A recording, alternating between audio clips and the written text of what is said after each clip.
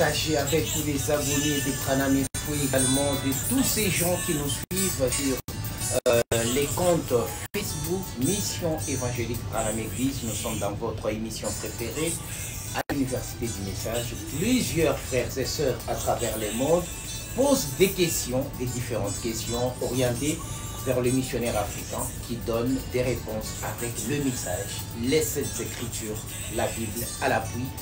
Sans perdre beaucoup de minutes, je vous annonce, nous allons tenter de maintenir, ou nous avons maintenu deux questions. L'une nous provient de Lubumbashi, de la part de notre frère Pranam Kalonji, à qui j'ai dit beaucoup de bonnes choses, et nous allons également aborder la question de notre frère Arnold qui est au Johannesburg. Nous sommes en Afrique du Sud. Je suis déjà avec le missionnaire africain, mais avant tout, avant de lui remettre mon micro, je m'en vais directement lire la question de notre...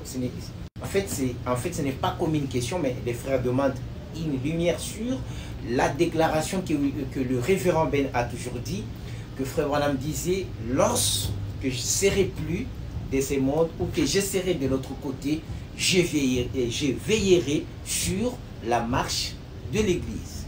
Est-ce cette citation est vraie, et est-ce qu'elle veut réellement dire qu'au moment où nous parlons, frère Branham, parce qu'on sait qu'il est déjà mort, est-ce qu'il est en train de veiller sur la marche de l'épouse, que les pasteurs d'Ioka, que les pasteurs Barouti, que les pasteurs, en fait, les pasteurs apôtre Ben Mutombo, est-ce que c'est William Branham qui veille sur la marche de tous ses bien-aimés? Voilà, les pasteurs vont tenter à répondre à cette question.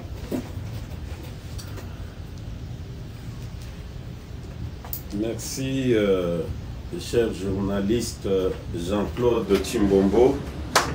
Vous faites un grand travail, récolter les questions à travers le monde, à travers tous les 5 continents, et nous amener ces questions-là pour que nous puissions donner de lumière, la réponse à la lumière du message du temps de la fin. C'est-à-dire que nous puissions répéter le grand prophète Branham, lui qui est l'orateur principal. Je vous remercie de la confiance et je remercie le bien-aimé qui nous envoie toutes ces questions. Ça montre à quel niveau vous nous placez confiance. Ce n'est pas à cause de notre connaissance de l'université ou de je ne sais où, mais c'est parce que vous savez que nous répétons le prophète. Et comme la vie éternelle est cachée dans ce que Branham a déclaré, alors vous nous faites.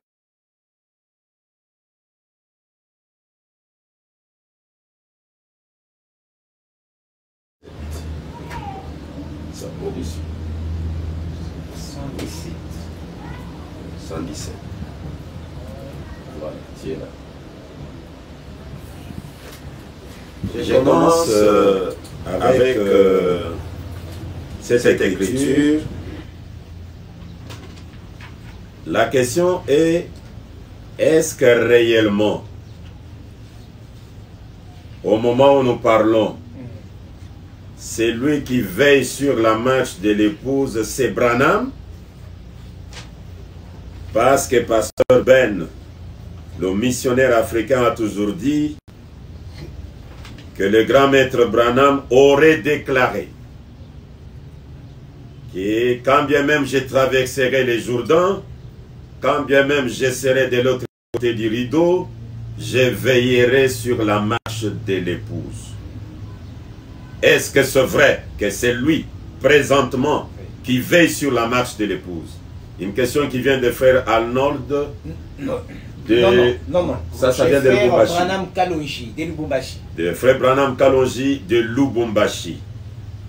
Avant de répondre avec la citation en question, je lis d'abord la position de l'épouse ou des croyants dans la vie de Branham. Écoutez, je suis dans Christ et le mystère de Dieu révélé. Prêché le 28 juillet 1963 à Jeffersonville, Indiana, USA. Je lis le paragraphe 3. Le papa de Billy Paul déclare ceci. Et maintenant, comme je vais donc bientôt quitter la petite église pour les autres parties du monde,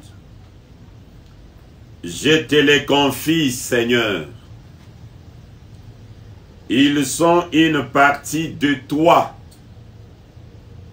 la prunelle de mes yeux. Pour ainsi dire, ceux qui t'ont été engendrés par l'Esprit et par la parole de vérité. Et je prie que tu veuilles le bénir. Ils sont une partie de toi, Dieu. Quelle partie? La prunelle de mes yeux, moi, Branham. Ça, c'est la citation qui montre d'abord la position de l'épouse, de l'église, chez William Marion Branham. Je réponds maintenant à la question. La question trouve sa réponse dans une vision que je vais lire intégralement.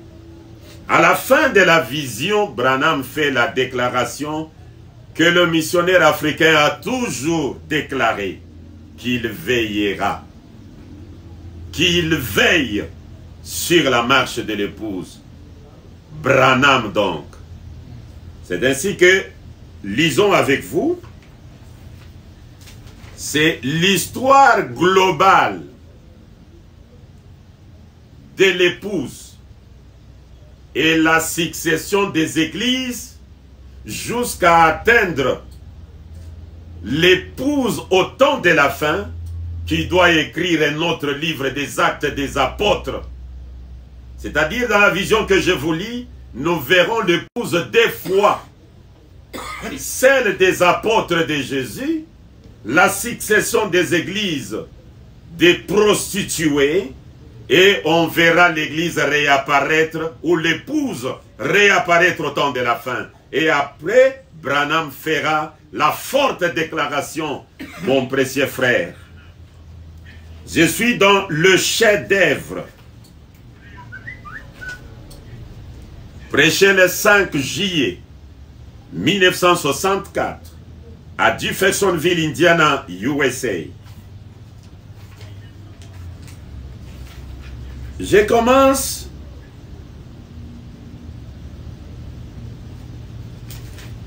c'est long, mais nous devons lire.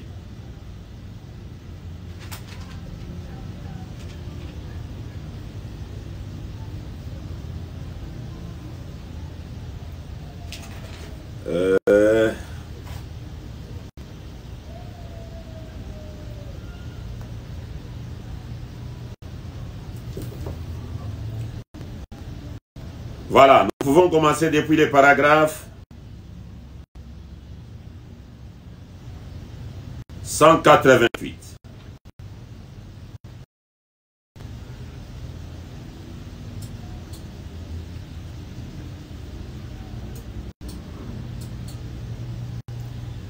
Oui, je peux commencer.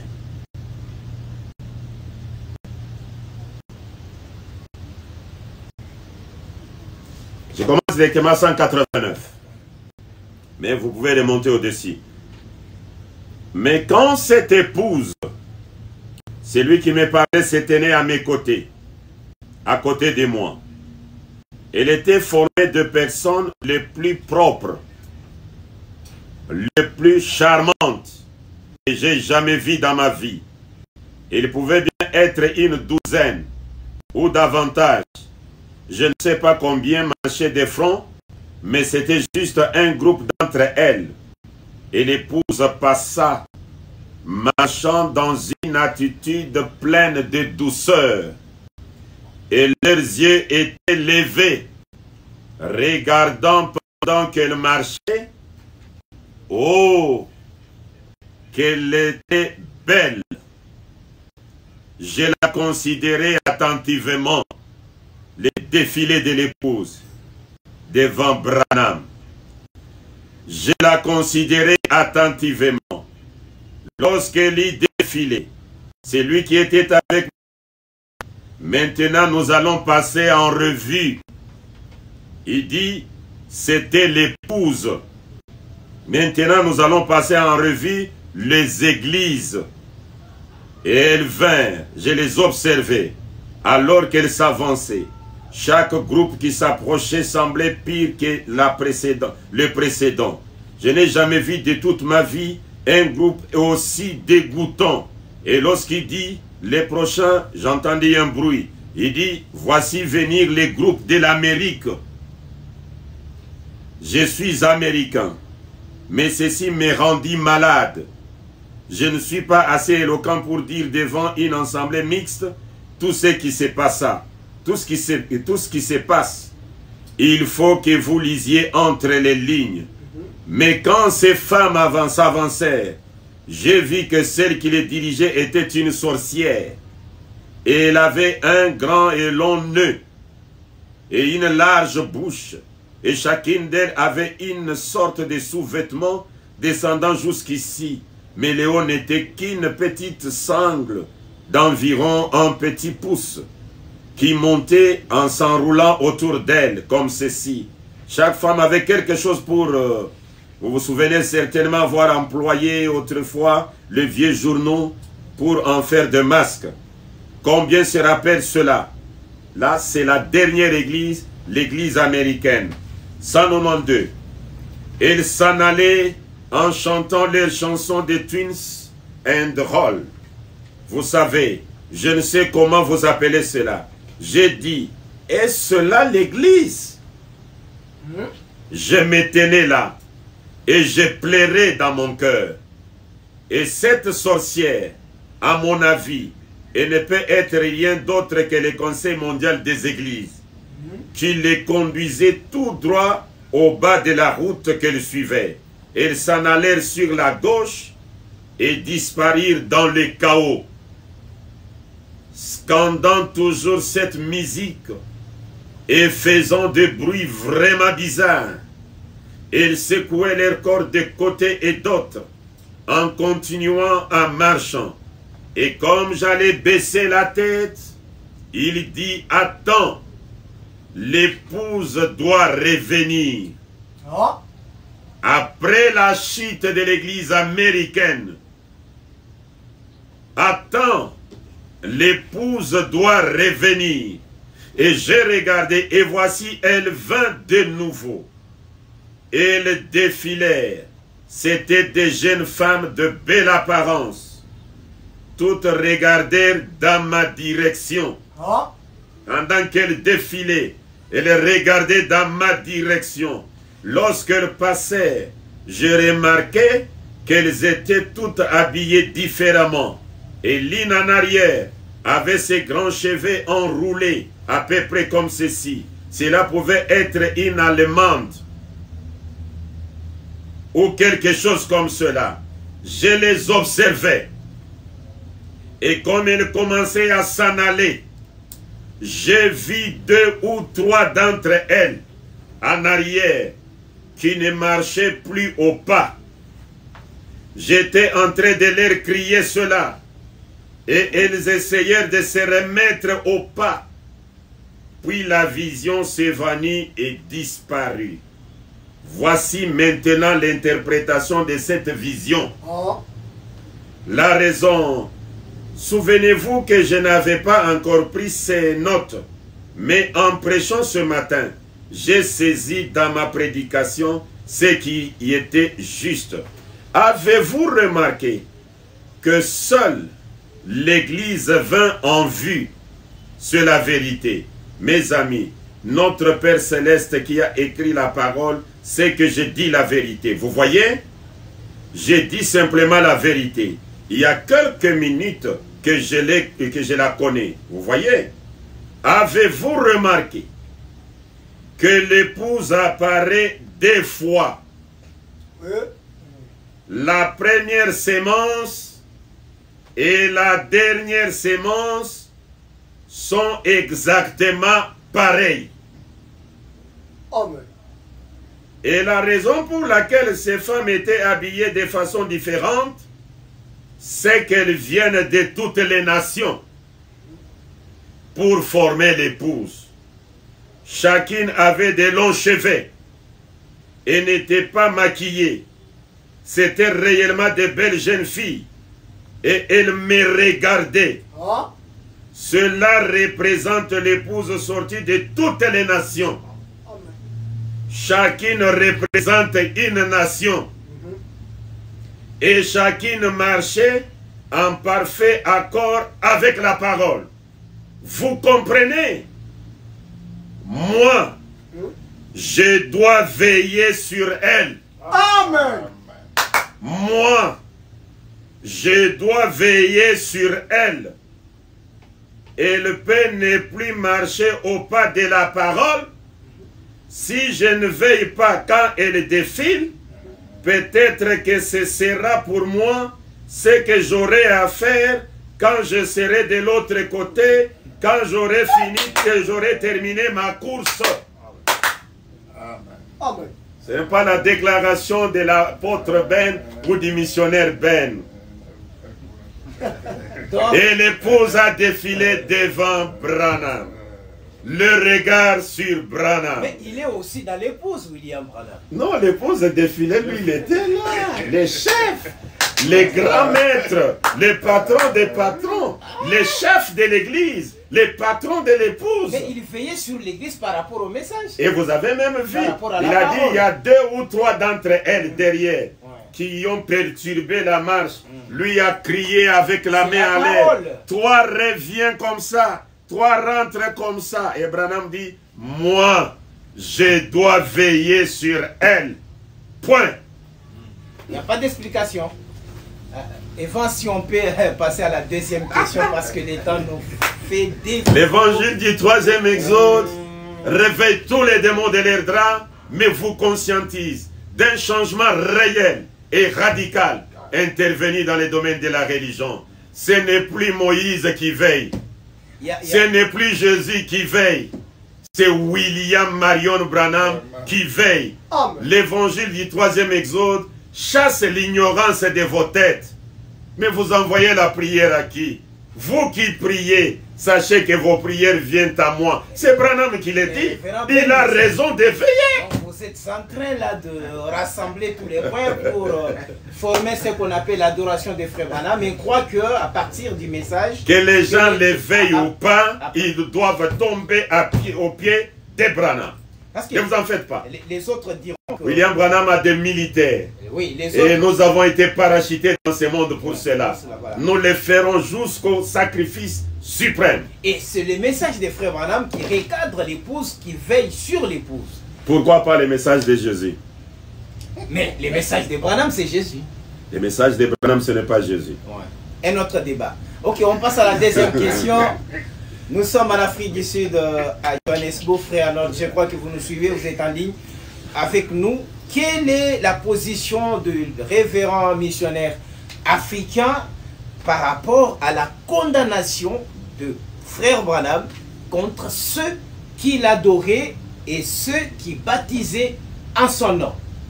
Donc, pendant le vivant des frères Branham, il y a les frères qui l'adoraient, qui baptisaient en son nom. Et William Branham les réprimandait. Quelle est la position du missionnaire africain? Je ne sais pas. Moi, j'ai du mal parce que je ne sais pas ce que vous allez dire, étant donné que vous êtes dans les mêmes lots avec ces gens qui ont été condamnés. Ouais. Donc non, vous avez confiance. Je ne suis pas dans le même lot. Je ne suis pas dans le même lot que les gens qui ont été condamnés. Mais vous faites la même chose avec eux. L'Apocalypse chapitre 5. Vous savez que... première partie. Adam a mangé les fruits. Ça a été condamné. Mais aujourd'hui, Dieu vous a ordonné depuis la chair de manger les fruits. Et les gens mangent. Vous n'êtes pas dans le même lot avec Adam. Les gens mangent les fruits qui a créé des problèmes à Adam. Mais vous les mangez et non pas des problèmes. facilement. On vous ordonne même dans l'église par le pasteur. Et vous mangez ça sans problème. Sans problème.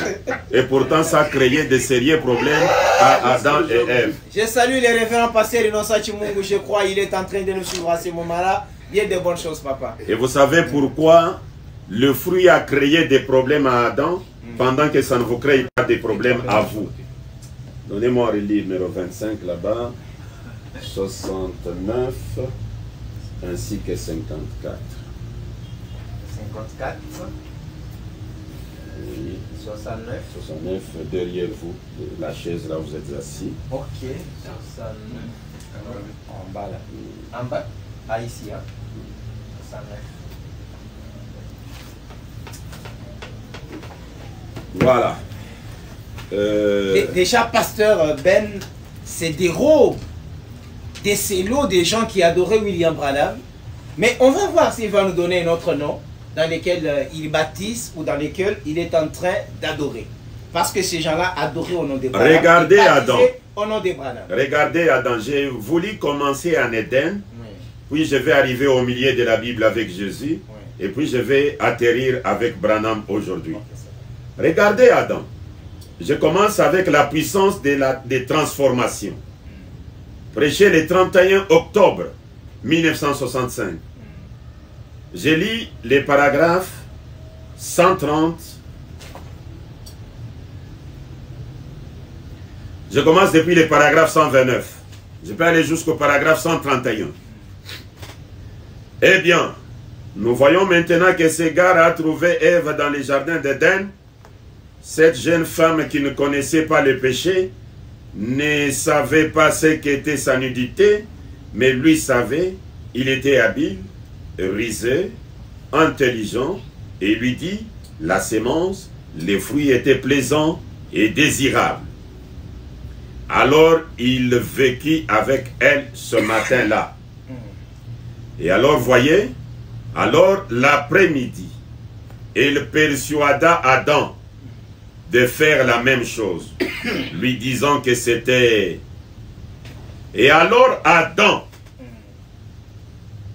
délibérément, sachant qu'il n'aurait pas dû le faire, sortit avec sa femme et commit cet acte auquel, finalement, il serait arrivé de toute façon.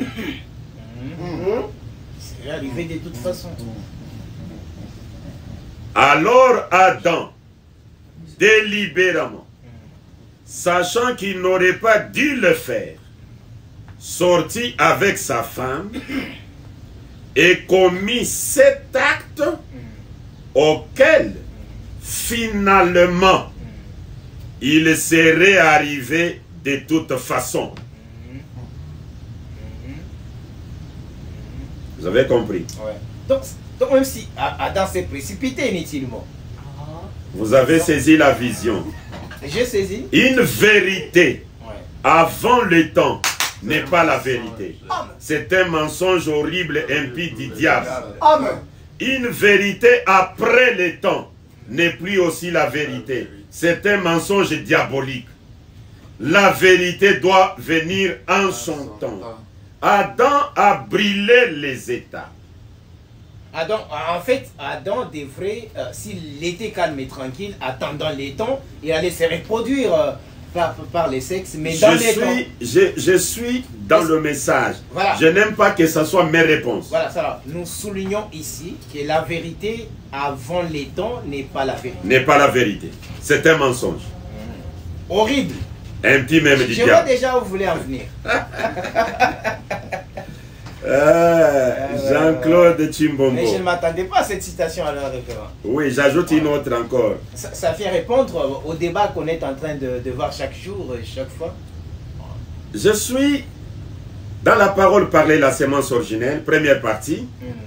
Je crois que ça a été prêché le 18 février, si je ne m'abuse pas, 1962. Je n'ai pas le temps de vérifier là-bas. Écoutez, mais il n'y en a que deux, matin et soir. Première partie et deuxième partie. Mais je suis dans la première partie, à la page 28. Dieu au commencement donna l'ordre à Adam et Ève de multiplier et de remplir la terre. C'est ainsi que le sexe fit donner. C'était ça sa raison d'être. C'est avant la chute.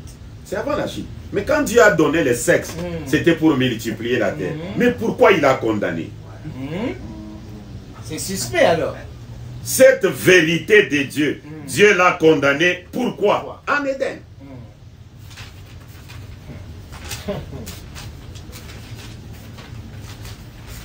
Vous allez voir que Adam, vraiment, Adam. Ah là là là là. là, je suis dans la deuxième partie. Écoutez.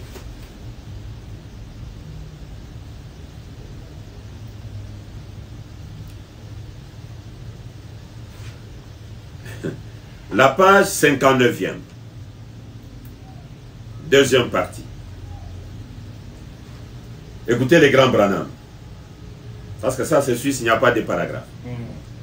Vous voyez bien que cela devait venir du sexe.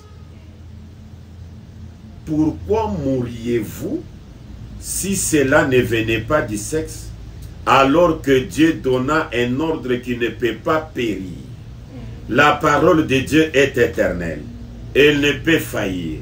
Quand il dit multipliez et remplissez la terre, c'était là le dessein éternel de Dieu. Amen. Si vous l'exécutez, vous ne pouvez pas mourir, parce que c'est sa parole. Vous vivrez. Et si cet enfant était venu de la manière juste, il n'y aurait pas eu de mort. Mais elle ne put attendre. Ève ne put attendre. Tambola Mwanza. Elle est allée vite Ouais, en besogne. Je peux brûler un peu avant de suivre mon idée, comme le Seigneur m'a poussé de commencer avec Adam. Oui. Est-ce que vous pouvez me donner de relire 125 là à la fin, le dernier là?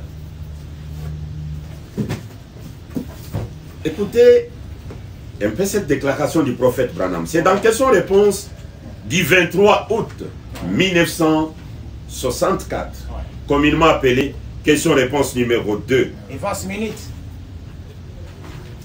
Aïe, aïe, aïe, aïe. C'est une question profonde qui demande beaucoup de temps. Écoutez la question. Suivez la question. Et puis je vais lire même 2 paragraphes seulement. Et vous allez saisir. C'est la question 46e. Certains disent que Frère Branham est le fils de l'homme. Je pensais que la colonne de feu était le fils de l'homme. Suis-je dans l'erreur? Il y a ceux qui pensent que toi, Branham, tu es le fils de l'homme. Mais moi, je prêche que c'est la colonne de feu qui est le fils de l'homme. Est-ce que je suis dans l'erreur? Ah. Le paragraphe 102, écoutez cette réponse, suivez-la bien. Maintenant, la raison pour laquelle cette question a été posée par cette personne, probablement, c'est que les gens me considèrent comme un voyant. Ah. C'est que je n'ai jamais...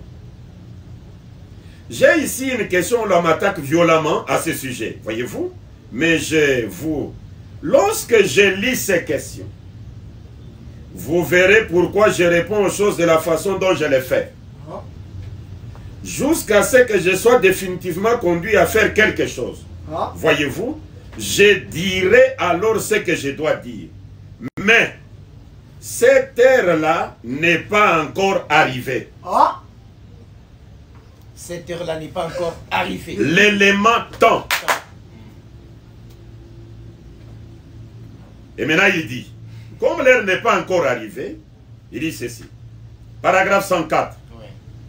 Ainsi, je ne désire pas m'appeler autre chose que votre frère. Oui. Je suis votre frère. Amen. Et considérez-moi simplement comme frère Bill ou frère Branham. Amen. Ou comme vous voulez. Ah. C'est un ordre. Ah. Comme vous voulez. C'est un ordre. Ce que vous croyez, gardez-les pour vous-même. Alléluia. Trône caché. Ou comme vous voulez. Le frère se contente de l'appeler prophète. Mais il se fâche quand moi je l'appelle Dieu. Mais Branham lui dit, ainsi je ne désire pas m'appeler autre chose que votre frère. Je suis votre frère. Considérez-moi simplement comme frère Bill ou frère Branham ou comme vous voulez. C'est en ordre. Ce que vous croyez, gardez-les pour vous-même. Là, il répond à une question des frères. Donc, c'est comme s'il s'adressait à ces frères-là. Ce que vous croyez, gardez ça pour vous-même. Il s'adresse à tout le monde. Je ne désire pas m'appeler autre chose que votre frère. Je suis frère Bill. Appelez-moi comme vous voulez. C'est en ordre. Il voyait l'intention qui était dans la question du frère. Non, nous on ne peut pas commencer à discerner les pensées de Branham. Ah, vous n'avez pas ces droits. Ah, nous lisons ce qu'il a dit, nous croyons. Croyez à tout. Il est voyant, il est prophète.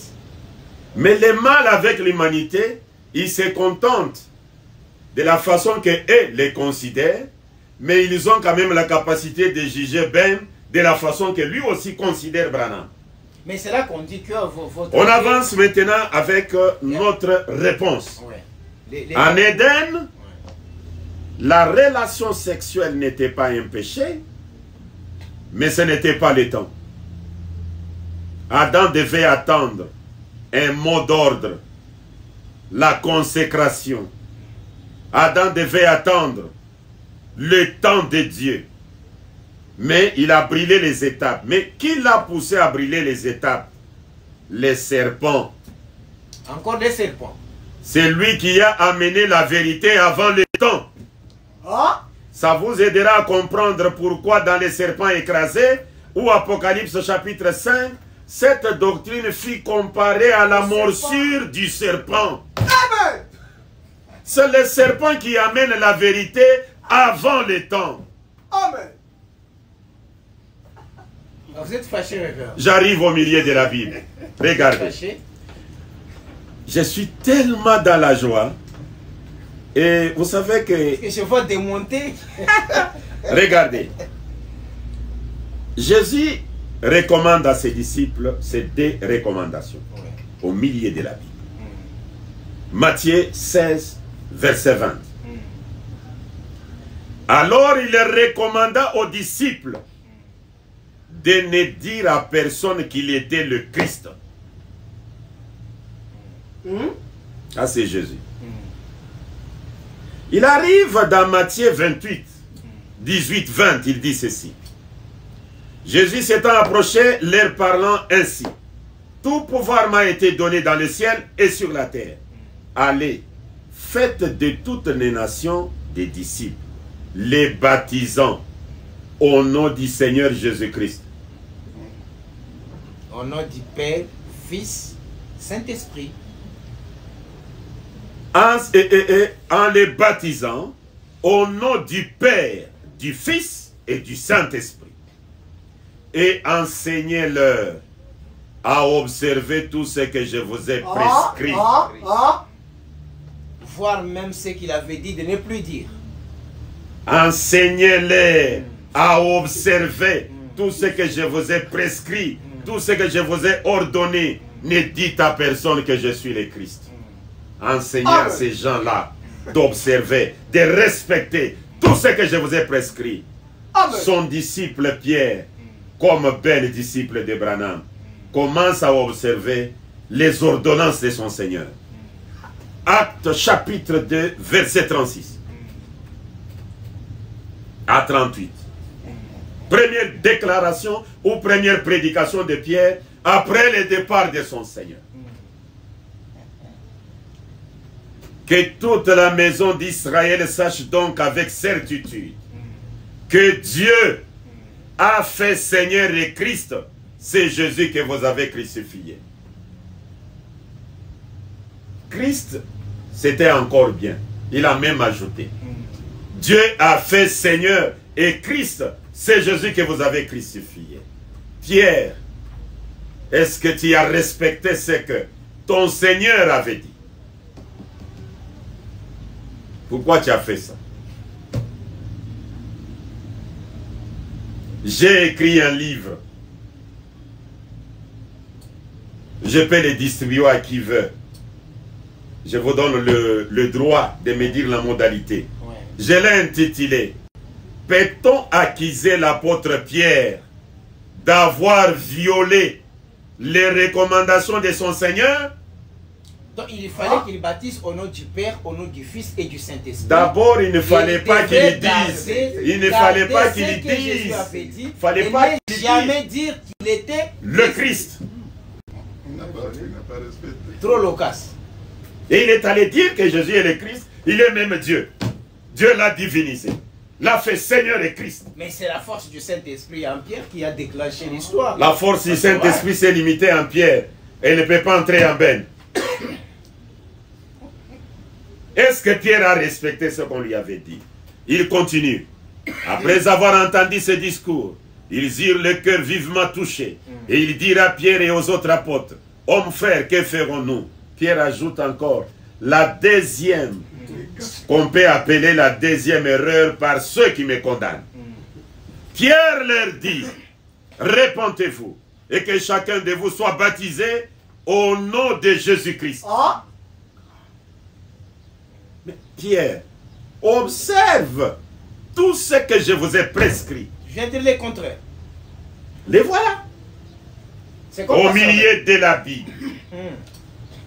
Je ne sais pas si la Bible noire est là. Je vois comme si on l'a déplacée. Peut-être elle est restée à la chair. Non, non. Elle doit être... Non, non, elle est là. Mais qui justifie Pierre?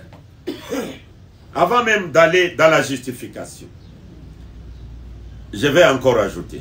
Heureusement, on est presque à la fin. Aïe, aïe, aïe, aïe. Mais là, le frère, si, il est de l'Afrique du Sud. Mais il va rester avec la soif. Vraiment. Mais moi, je suis là. Hein? Et bientôt, je serai en Afrique du Sud. L'année prochaine, je serai là-bas. Regarde. Luc 4, 33 à 35. Il se trouva dans les synagogues un homme qui avait un esprit de démon impie et qui s'écria d'une voix forte, « Ah, qu'y a-t-il entre nous et toi, Jésus de Nazareth? Tu es venu pour nous perdre. Je sais que tu es le Saint de Dieu. » Jésus les menaça, disant, « Tais-toi et sors de cet homme. » Ah, ce n'est pas tellement clair. Les paradoxes. On ajoute. Marc 3, versets 11 à 12. Les esprits impies, quand ils les voyaient, se prosternaient devant lui et s'écriaient, « Tu es le Fils de Dieu. » Vous savez que Frère Branham a posé la question, entre les démons et les prédicateurs, qui disait la vérité? Branham dit, cette fois-là, les démons avaient dit la vérité et les prédicateurs, ils avaient menti. Les pharisiens et les autres. Les esprits impies, quand ils les voyaient, se prosternaient devant lui et s'écriaient, « Tu es le Fils de Dieu. » Mais il leur recommandait très sévèrement de ne pas les faire connaître. Quand vous dites là, ces prédicateurs vont découvrir que je suis alors cachez, gardez ce que vous croyez, gardez-le pour vous-même. C'est comme ça avec Branham. Je ne sais pas. Vous comprenez? Mais maintenant, est-ce que Pierre a violé les recommandations? Ben dit non, il n'a pas violé. L'élément temps. Paul nous montre. Je suis dans Hébreux. Hébreux chapitre 9. Amen. Mon collègue de la dispensation passée, Paul, parle, il dit ceci. C'est un garçon avec qui nous allons beaucoup rigoler quand nous allons nous rencontrer. Amen. Oui, Paul, je vais lui dire, mais tu sais, Dieu m'a fait grâce de prêcher les choses que tu attendais. Amen. Toi, tu as prêché les choses que toi-même tu as dit. Lorsque les choses que Ben attend arrivent et qu'il commence à prêcher cela, ce que moi j'ai prêché ici doit être aboli. Amen. Et vous vous êtes dans le camp des gens dont Paul a dit qu'ils sont anathèmes, comment vous allez les retrouver? Non, Paul a dit, Lui nous connaissons Jésus, en partie. Vous adorez Branham, vous Mais n'irez Paul pas a dans dit, un autre Paul a dit, nous connaissons en partie, nous Ouais. prêchons en partie. Ouais, la vérité. Quand le parfait sera venu, ce que je prêche ici sera aboli. Amen. Et ton prophète Branham dit, le parfait c'est Branham. Amen. Il dit, Billy Graham, c'est 6 lettres, c'est l'homme. Donc vous serez au ciel avec Paul. Nous serons avec lui. Mais il y a beaucoup de pasteurs d'ici qui pensent qu'ils ne seront plus avec vous au ciel. Non, mais moi je serai avec Paul, mais eux non. Parce que eux, ce sont des conservateurs d'une vérité qui est déjà passée. Périmé. C'est une vérité périmée, comme les révélants le disent là-bas. C'est une manne d'hier. Elle est pourrie et on peut donner n'importe quel nom à cette manne-là. Amen. Écoutez. Donc vous croyez que vous êtes sauvé, révérend Ben? Oh, est-ce qu'il y a une personne sur cette terre présentement qui a l'assurance du salut comme moi? Oh. Écoutez, je suis dans Hébreux chapitre 9, le verset 16, en descendant. Paul justifie Pierre, que Pierre n'avait pas désobéi. Il a respecté l'élément temps. Quel temps? Car là où il y a un testament, Amen. il est nécessaire que la mort du testateur soit constatée. Un testament, en effet, n'est valable qu'en cas de mort, puisqu'il n'a aucune force tant que le testateur vit. Voilà pourquoi c'est avec du sang que même la première alliance fut inaugurée. Tant que Jésus marchait, ne dites à personne. Amen. Mais pourquoi vous parlez en parabole? Je dois parler en parabole pour qu'ils ne comprennent pas. Ô Père, je te loue de fait que tu as caché ces choses aux sages, aux intelligents, pour les révéler aux enfants. Mais il leur disait toujours, ce que je vous dis en dessous de la table, quand vous allez sortir dehors, montez sur le toit de maison. C'est l'élément temps. Après le départ de Jésus, Pierre se tient debout, il dit, il n'est pas seulement Christ, mais Dieu l'a fait Seigneur et Christ. Mais actualisez pour aujourd'hui, révérend. Vous avez quelle brèche? Mais C'est toujours l'élément temps. c'est l'élément temps. Donnez-moi un peu 112. Donc il a fallu que ces Comment? frères... Parce que maintenant, là, il faudrait que j'entre maintenant dans la matière. Mais il n'y a pas moyen d'entrer dans la matière parce qu'on est presque à la fin. Frère Arnold, Et Vance me fait signe, si on peut retourner même avec quelques citations. Je lis juste une seule citation. Voilà, ouais. On vous donne alors des citations. Je lis juste une seule citation. Ok. Parce que j'ai encore beaucoup de gens dehors à C'est ça. recevoir, Ouais. tout ça. Les samedis, nous avons quelle question? Nous, les samedis, nous allons parler sur les sangs. Est-ce le sang de Jésus-Christ a-t-il réussi à sauver l'humanité? Ou a-t-on encore besoin de notre sang qui viendrait le faire? Ça Polo, vous êtes d'où aux cette question-là? États-Unis. Je crois que c'est dans l'état de Maine, quelque chose de ce genre. Ah. Votre question sera traitée les samedis et nous allons d'abord commencer les postes au courant de cette semaine. Les frères, il semblerait que vous avez suivi les prédicateurs des 3e Exode abordés sur ces questions-là. Vous n'étiez pas convaincus. Il y a des déclarations que vous aviez trouvées que c'était des déclarations fausses. Au lieu d'aller poser ces questions aux gens qui avaient parlé sur les sujets, vous avez orienté des questions vers Pasteur Ben. En fait, c'est comme si le Pasteur Ben commence à prendre les péchés du 3e Exode, je ne sais pas, mais seulement il a confiance en Pasteur Ben pour lui adresser ces questions. Je crois que ce n'est pas condamnable. Est-ce que vous êtes capable de répondre sur les faits que vous n'aviez pas déclarés, que les autres pasteurs ont déclaré, et vous venez payer cela? Et est-ce que vous êtes sûr, ou bien vous allez dire, comme Lambert Mende, non, retournez, vous n'êtes pas leur porte-parole, retournez seulement à ces gens-là. Parce que les questions sont orientées vers vous. Comme ce sont des Branham, Oui. je suis vraiment disposé et très fier de défendre un Branham. Mais vous serez en difficulté parce que ça sera très difficile de détruire les sangs de Jésus pour introduire un autre sang. Vous ne trouvez pas que votre intervention viendra faire souffrir vos collègues pasteurs révérends? William Branham parle de l'authentique expiation aujourd'hui. Vous préférez être dans l'expiation d'hier ou dans l'authentique expiation? Est-ce que nous pouvons lire la citation référente, comme ça nous reviendrons les samedis? Merci. Question-réponse sur les Hébreux, troisième partie. Paragraphe 915 et 916. Oui. Amen. Maintenant, un jour, je m'en irai d'ici. Je me pose des questions. Quelle sera ma fin? Est-ce terminé? C'est simplement proche? J'ai 48 ans. Est-ce presque fini? C'est ce que je me demande. S'il en est ainsi, regardez. Pourquoi le monde ne s'est-il pas rendu compte de cette photo-là? Ah.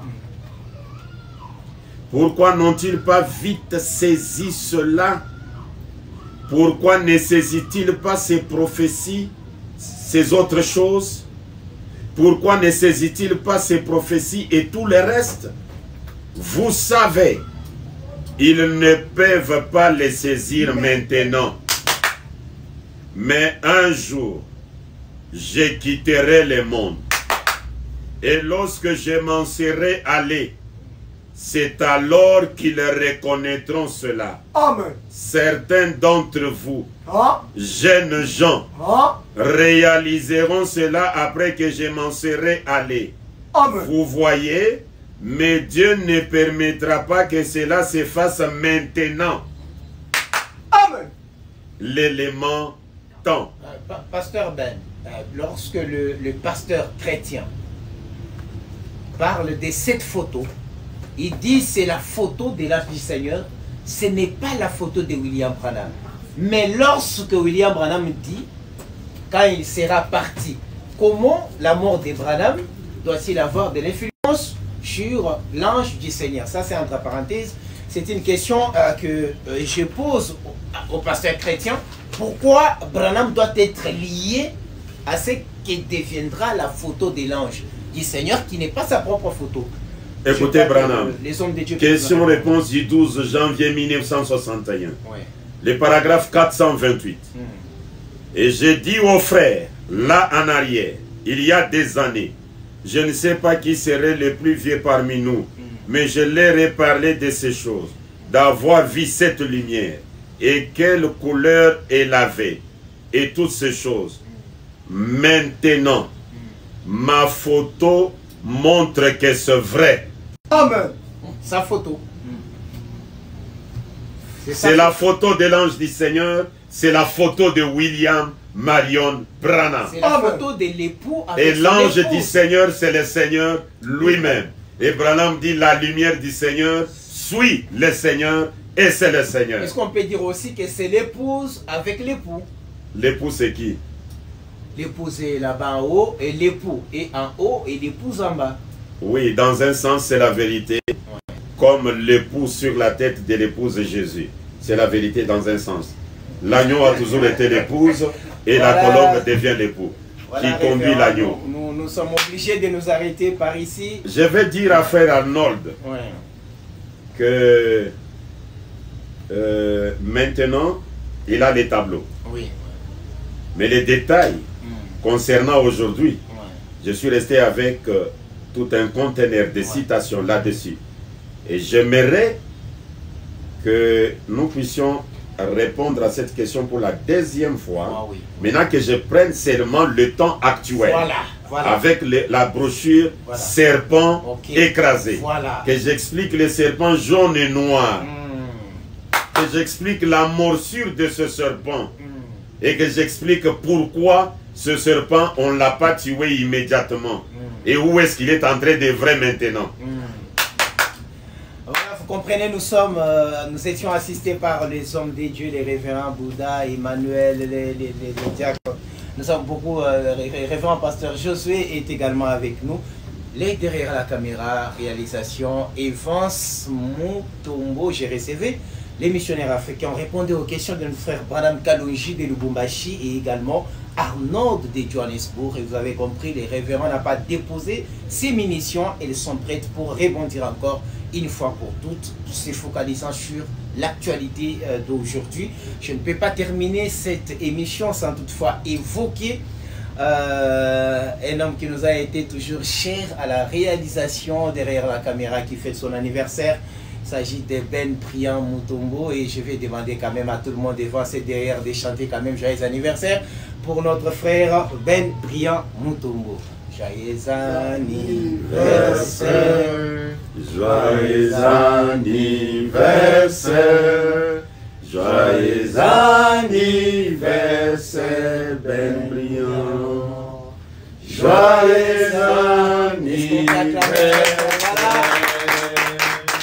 Voilà, c'est Lady Cyclone qui nous accompagne, qui a chevauché avec nous à Lubumbashi. Vous avez des récits de images impeccables. Je crois que Dieu les bénisse partout où il est. On n'oublie pas aussi de signer un article en son nom parce qu'on doit quand même l'honorer. Il s'ébat chaque fois pour vous transmettre ces émissions. Ce sont des garçons qui sont motivés. Les Evans et Ben Brian, moi je me suis toujours dit, quel cadeau donner à ces enfants, ça vis-à-vis de leur âge, de la manière dont ils travaillent. Donc si vous les appelez pour ces services, ils les font corps et âme, une maturité extraordinaire pour ces deux garçons qui ne cessent de me séduire.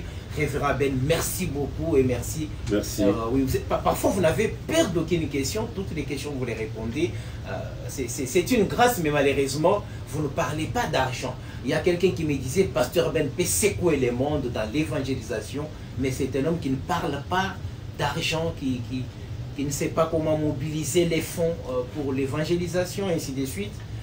Vous avez toujours été timide et un homme comme ça, si dans son entourage, il n'y a pas des gens qui réfléchissent dans ce sens-là, les histoires risquent de pourrir. Parce que j'ai des frères de Kindu qui appellent pour les baptêmes. Nous avons les gens à Lubumbashi, Bakongo qui appellent, Kolwezi qui appellent pour le baptême. Et extrêmement, ça demande de moyens, mais vous ne demandez jamais de moyens. Que Dieu mette quand même à vos côtés, les gens, même si vous avez cette habitude-là, mais que puisse comprendre que Pasteur Ben, en matière d'argent, il est tellement froid et il pouvait agir. Je ne refuse pas qu'il y a des gens quand même qui vous soutiennent, mais si ces gens se multiplient, ça sera aussi une très bonne chose. On vous attend en Kolwezi parce que les gens veulent assister aussi dans une conférence, ils vont vous poser des questions, mais malheureusement, en causant avec les frères n'ont pas de moyens, voyez, c'est bloqué. S'il y a quand même des gens qui peuvent soutenir Pasteur Ben pour ces voyages-là, ils peuvent cotiser et les faire, permettez-moi, je l'ai fait sans votre autorisation, mais je me suis senti conduit de les dire, parce que je vois comment vous vous battez avec votre propre poche pour résoudre les histoires des médias, l'évangélisation. Parfois je suis à vos côtés, je voyage avec vous, je vois ces difficultés-là. Vraiment, que Dieu nous aide. À Kindu, les gens de Kindu, les gens de Goma, vraiment c'est extraordinaire. Alors que nous voyons, il y a d'autres pasteurs qui ont à peine commencé les églises, hein, mais qui sillonnent partout au Congo, qui partent partout. Mais trouver que Pasteur Ben a des difficultés pour partir à Kindu, partir à Goma, faire quand même des tours, ça fait très très mal, révérend. Je vous connais déjà, je sais comment vous allez répondre, mais j'arrête l'émission, que Dieu vous bénisse. À la prochaine occasion. Evans peut déjà nous déconnecter.